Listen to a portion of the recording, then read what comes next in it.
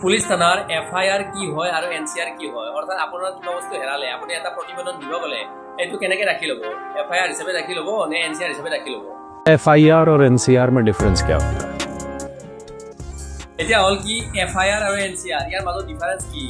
FIR মানে ধৰি লওক পুলিচ থানাতে এটা ৰিপৰ্ট হয় আৰু NCR পুলিচ থানাৰ এটা ৰিপৰ্ট হয়, ঠিক আছে।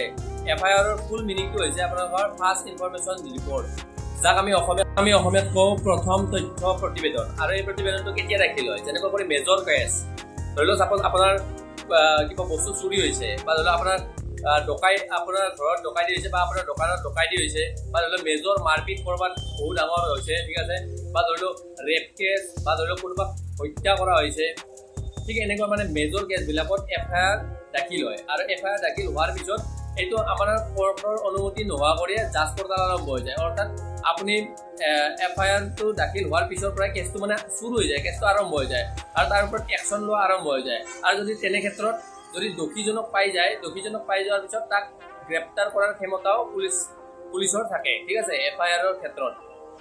এতিয়া NCR কি হয়, এইটো হৈছে নন কগনিজেবল ৰিপৰ্ট, য'ত নেকি ধৰি লওক এটা মানে ক'বলৈ গ'লে আপোনাক ধৰি লওক কোনোবাই ফোনত ধমকি দিছে, কোনোবাই যদি ফোনত ধমকি দিয়ে, বা ধৰি লওক আপোনাক সৰু সুৰা ভাবুকি দিছে, মাৰিম বুলি, কিবা কৰিম বুলি, বা ধৰি লওক আপোনাৰ কিবা সৰু সুৰা বস্তু চুৰ হৈছে, বা ৰাজহুৱা কিবা সমস্যা, বা সৰু মাৰপিট, বা ক'ৰবাত কোনোবাই কিবা মৌখিকভাৱে গালি গালাজ পাৰিছে, ধৰি লওক এনেকুৱা আৰু সৰু সুৰা কাজিয়াৰ ক্ষেত্ৰত আপোনালোকৰ এইটো যিটো ৰিপৰ্ট দাখিল হয় ইয়াক NCR বুলি কয়, ঠিক আছে, নন কগনিজেবল ৰিপৰ্ট। আৰু এই ৰিপৰ্টটো বিশেষ কৰি যেতিয়া দাখিল হয়, দাখিল হোৱাৰ পিছত আপোনাৰ কোৰ্টৰ বিনা অনুমতি নোহোৱা কৰি আপোনালোকৰ কোনো ধৰণৰ জাজ পৰ্টাল আৰম্ভ নহয়।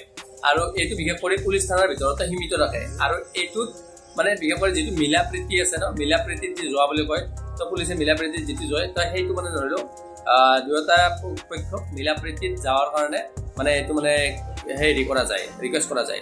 যদি মিলা প্ৰীতিত যায় সেইটো কোনো ধৰণৰ মানে ধৰি লওক আৰু কেছ চেছ নহয় আৰু তাৰ কাৰণে, ঠিক আছে। গম পালোঁ আমি FIR আৰু NCR কি হয়, ঠিক আছে। তো আশা কৰোঁ ভিডিঅ'টোৰ দ্বাৰা আপোনালোকে অকণমান হ'লেও কথাখিনি বুজি পাইছে, ঠিক আছে। আমি এতিয়া কিবা এটা বস্তু হেৰালে আপুনি FIR কৰিব নে NCR কৰিব, এইখিনি দ্বাৰা গম পালে আৰু ইয়াৰ পাৰ্থক্যটো গম পালে। বাকী জয় হিন্দ, জয় ভাৰত, জয় অসম।